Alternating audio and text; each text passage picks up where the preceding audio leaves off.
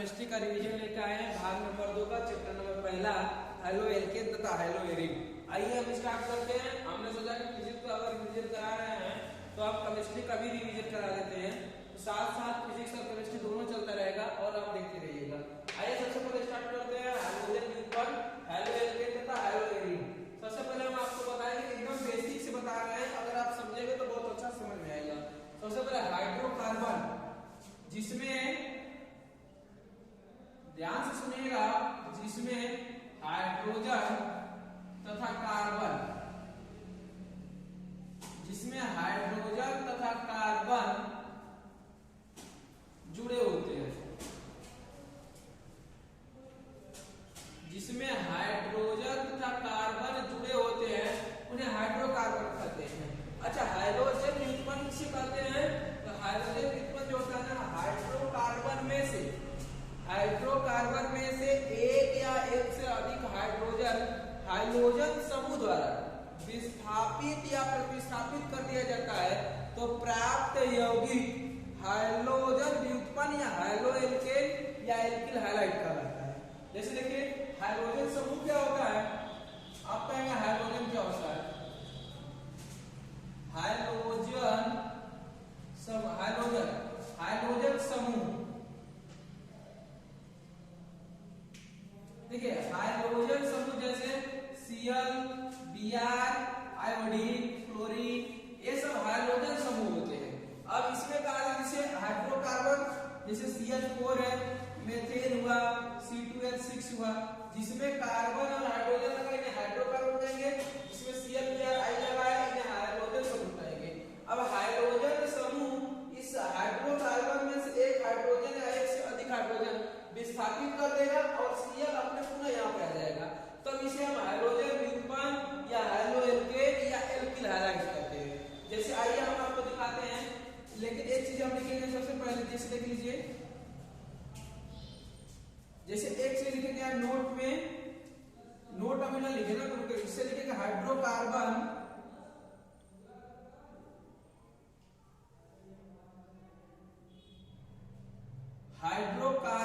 के प्रकृति के आधार पर,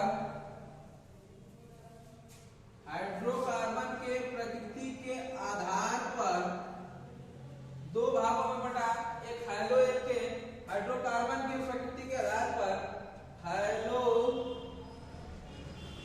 एल्केन तथा या इसी को हाइलो एल्केन को हम कह देंगे एल्किल हैलाइड, नीचे लिख दे रहे हैं एल्किल हैलाइड तथा हाइलो एरीन तथा हाइलो एरीन, मार्क कर दीजिएगा थोड़ा। एल्किल हैलाइड तथा हाइलो एरीन, सबसे पहले फिर से हम पुनः रिवीजन करते हैं। हाइड्रोकार्बन, हाइड्रोजन तथा कार्बन जुड़ा होता है, हाइड्रोजन ClBr, अब इसमें क्या होता है ना कि जो हाइड्रोकार्बन में से Cl या हाइड्रोजन समूह जो होता है एक या एक से अधिक हाइड्रोजन को बाहर कर देता है या प्रतिस्थापित कर देता है, तो प्राप्त यौगिक हाइलो एल्केन या एल्किल हैलाइड कहलाता है या हाइड्रोजन व्युत्पन्न कहलाता है।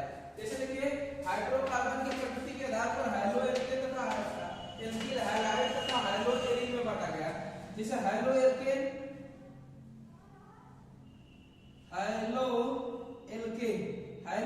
जैसे CH3, Cl, C2H5Cl और हाइलो एरीन,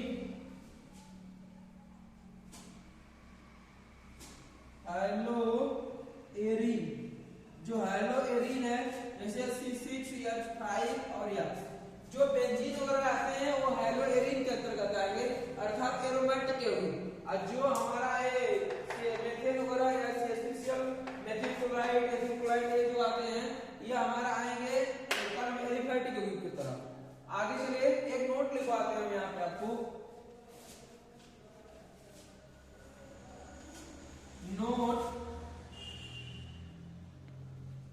नोट ध्यान दीजिएगा, एल्किल हैलाइड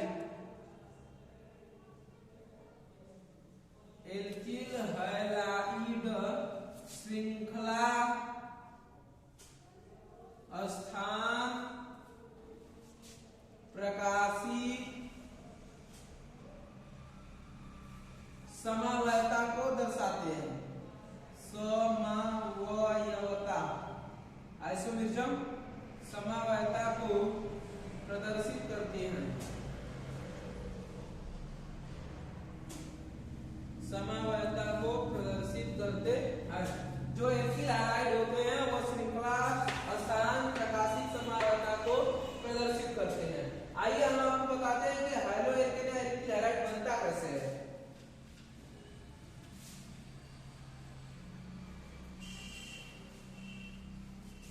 देखिए इसको लिखेंगे हैलो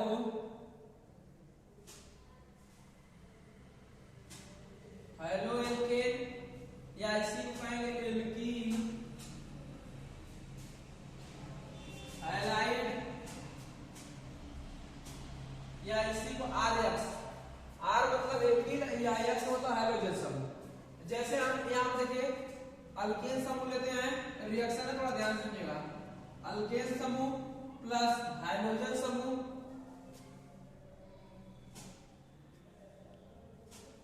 अल्केन समूह प्लस हाइड्रोजन समूह हमारा बन जाएगा एल्किल हैलाइड या हैलो एल्केन। हैलो एल्केन या इसी को हम कहते हैं एल्किल हैलाइड। अब प्लस जो बचेगा वो हमारा बाहर हो जाएगा। देखिए हैलो एल्केन कैसे बनेगा या एल्किल हैलाइड कैसे बनेगा। हैलो एल्केन को ये एल्किल हैलाइड कहते हैं। तो पहले अल्केन लेंगे फिर हाइड्रोजन फिर हैलो एल्केन या एल्किल हैलाइड बनेगा। जैसे में अल्केन में देखिए हम मान लेते हैं CH4, तो CH4 है तो CH4 को हम इस तरह लिख सकते हैं CH3 और H, तीन एक 4 हाइड्रोजन हो जाएगा हमारा। हम इसको इस तरह लिख देते हैं CH3 और हमने क्या लिखा H। और यहाँ पर हाइड्रोजन का मतलब क्या होता है X का मतलब Cl Br Fi, कुछ भी ले सकते हैं, कोई एक लेंगे यहाँ से। हम मान लेते हैं यहाँ पे Cl2 ले लेंगे क्लोरीन। जब अभिक्रिया कराएंगे Cl2 को हम इस तरह लिख सकते हैं Cl और Cl, तो दो अलग कर दिए। अब यहाँ से एक H और एक Cl बाहर हो जाएगा, H और Cl बाहर हो जाएगा। तो हमारा हाइड्रोजन क्लोराइड बाहर होगा, बचा क्या आपका CH3 और Cl। यहाँ पे आ गया CH3Cl। अब देखिए CH3Cl को हम दो तरह से पढ़ सकते हैं, ठीक है। हैलो एल्केन है तो हैलो का मतलब क्या हुआ क्लोरो,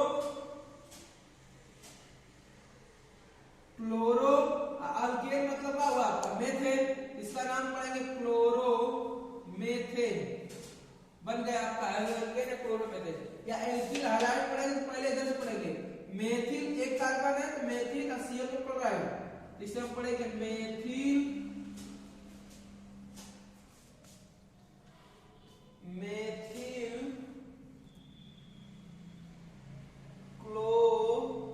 क्लोराइड। बन गया आपका हैलो एल्केन। ऐसे हम बनाते हैं हैलो एल्केन या एल्किल हैलाइड। जैसे इसको मिटाकर रिएक्शन हम आपको दिखाते हैं। जैसे यहाँ पे लीजिए अल्केन ले लेते हैं, अल्केन मतलब C2 दो कार्बन लेते हैं H6 C2H6 आप प्लस हाइड्रोजन को तो हमने क्या ले लिया Cl2।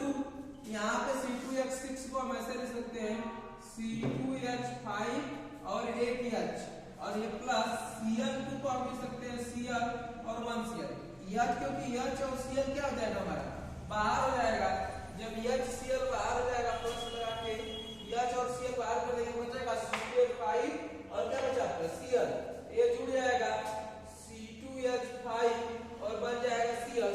इसका नाम पढ़ेंगे हैलो एल्केन पढ़ेंगे तो हैलो, इसको पढ़ेंगे क्लोरो एल्केन के दो कार्बन है इसलिए क्लोरो एथेन।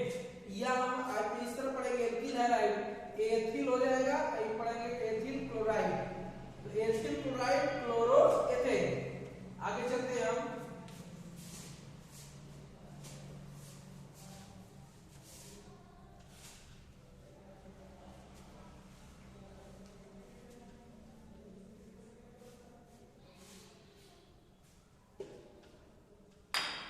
आगे चलते हैं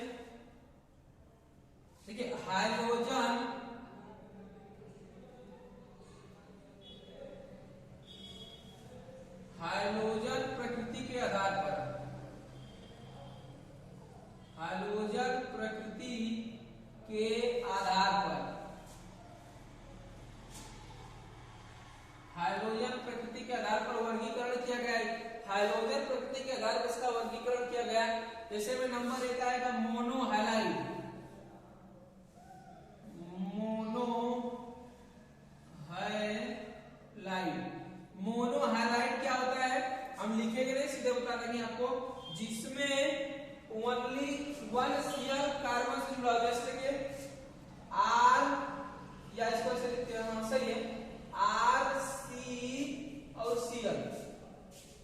ये जो आपका क्लोरीन है उस कार्बन से जुड़ा है, जैसे इसको थोड़ा गलत है ना, ऐसे कर सकते हैं हम, CH3Cl, मतलब जिसमें केवल एक क्लोरीन जुड़ा है उसे क्या कहेंगे, मोनोहैलाइड।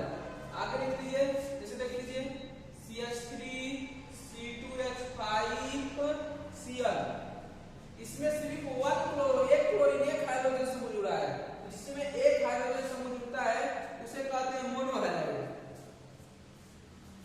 दूसरा होता है हमारा डाइहैलाइड।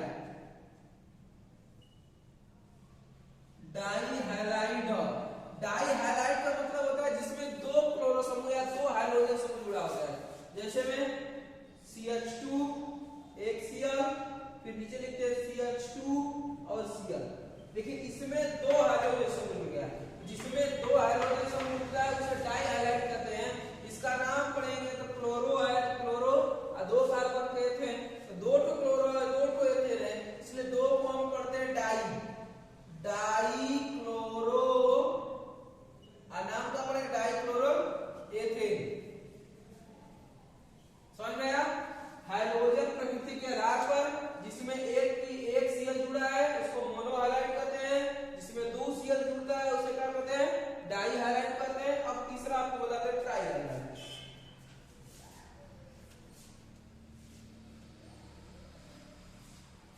तीसरा आपका आता है ट्राइहैलाइड।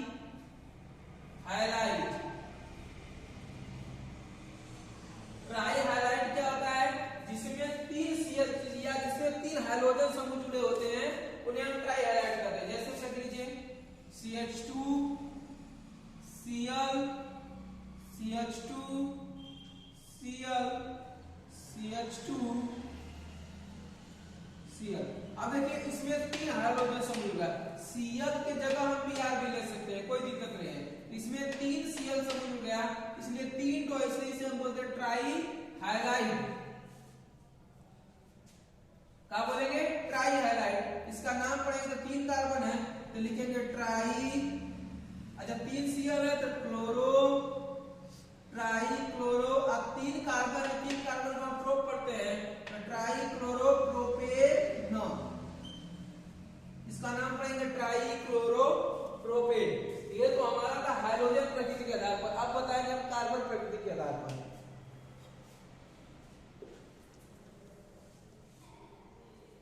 हेडिंग लिख सकते हैं आप, कार्बन प्रकृति के आधार पर वर्गीकरण।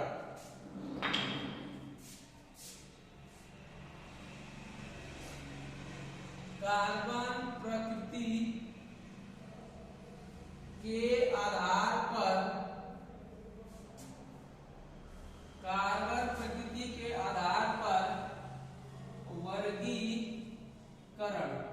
देखिए कार्बन प्रकृति के आधार पर वर्गीकरण कैसे करते हैं, जैसे में पहला लिखेंगे प्राथमिक,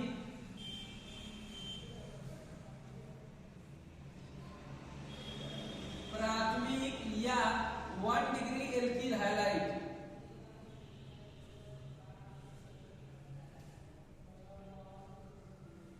प्राथमिक या 1 डिग्री एल्किल हैलाइड। दूसरा नीचे लिख दे रहे हैं द्वितीयक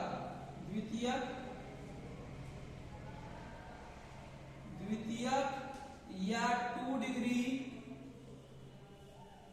एल्किल हैलाइड, और तीसरा लिखेंगे तृतीयक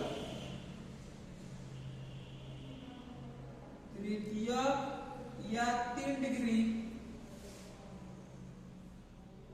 एल्किल हैलाइड। देखिए कार्बन प्रकृति के आधार पर प्राथमिक या 1 डिग्री एल्किल हैलाइड कैसे होता है, तो जैसे देख लीजिए R1, R या सीधे लिखते हैं CH3 CH और Cl, तीन नीचे आप देख लीजिएगा CH2 होगा सर, CH2 या Cl होगा। देखिए इसमें कहा था कि ये जो हाइड्रोजन समूह है जिस कार्बन से जुड़ा है वह कार्बन सिर्फ एक कार्बन से जुड़ा है, इसलिए इसे कहेंगे हम 1 डिग्री एल्किल हैलाइड।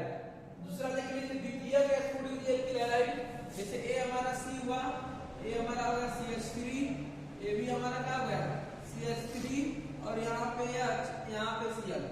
ये जो हमारा हाइड्रोजन समूह है जिस कार्बन से जुड़ा है वह कार्बन 2 कार्बन से जुड़ा है, इसलिए इसे हम बोलते हैं 2 डिग्री एल्किल हैलाइड।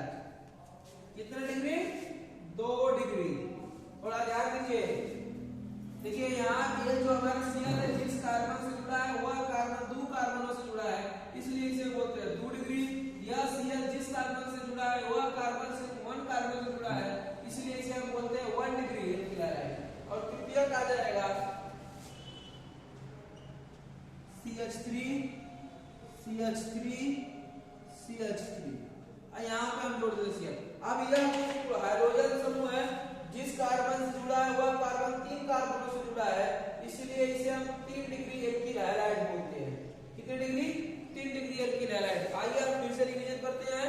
पहला हमने बताया था चैप्टर का नाम क्या था, हाइड्रोजन व्युत्पन्न, हाइड्रो एल्केन तथा हाइड्रोएरिन। हाइड्रोकार्बन किसे कहते हैं? जिसमें हाइड्रोजन तथा कार्बन जुड़े होते हैं उसे हम क्या कहते हैं? हाइड्रोकार्बन। हाइड्रोकार्बन का मतलब हमें बताना था हाइड्रोजन व्युत्पन्न हम किसे कहते हैं? तो हाइड्रोकार्बन में से एक या एक से अधिक हाइड्रोजन समूह द्वारा विस्थापित या प्रतिस्थापित कर दिया जाता है तो प्राप्त यौगिक को हम हाइड्रोजन व्युत्पन्न या हाइड्रोएल्केन या एल्किल हैलाइड कहते हैं। अब हाइड्रोजन क्या होता है? हाइड्रोजन समूह जिसमें Cl, Br, फ्लोरीन, आयोडीन आदि पाए जाते हैं वो हमारा हाइड्रोजन समूह होता है। फिर हमने बताया कि हाइड्रोकार्बन के प्रकृति के आधार पर हाइड्रोएल्केन और हाइड्रोएरिन आते हैं। हाइड्रोएल्केन जो होते हैं वो एलिफैटिक यौगिक की तरह होते हैं तथा हाइड्रोएरिन जो होता है वो हमारा एरोमेटिक यौगिक की तरह होता है। हमने एक नोट लिखवाया था कि जो एल्किल हैलाइड होते हैं वह स्थान, श्रृंखला और प्रकाशिक समावता को प्रदर्शित करते हैं। फिर हमने बताया कि बनते कैसे हाइड्रोएरिन हमने आपको बना के दिखाया।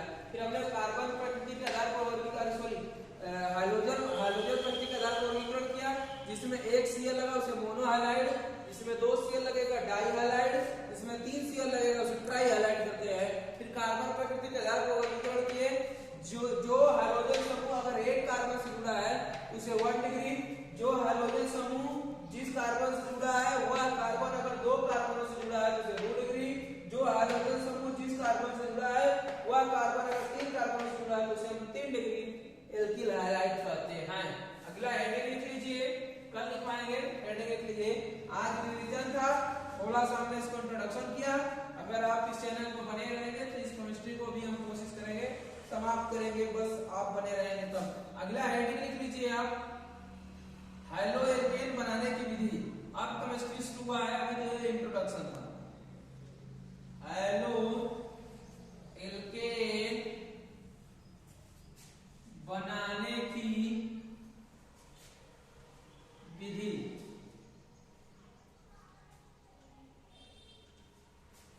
नेक्स्ट डे इसको करवाएंगे। आज के लिए बस इतना ही रहेगा आपका। धन्यवाद।